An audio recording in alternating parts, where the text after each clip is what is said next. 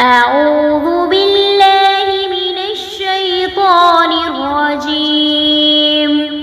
بسم الله الرحمن الرحيم. والتين والزيتون وطور سينين وهذا البلد الأمين. لقد خلقنا الإنسان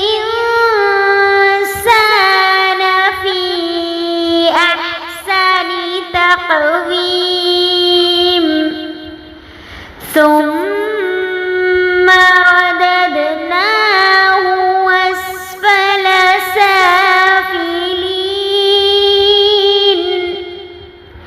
إلا الذين آمنوا وعملوا الصالحات فلهم أجر غير ممنون. فما يكذبك بعد بالدين؟ أليس الله بأحكم الحاكمين؟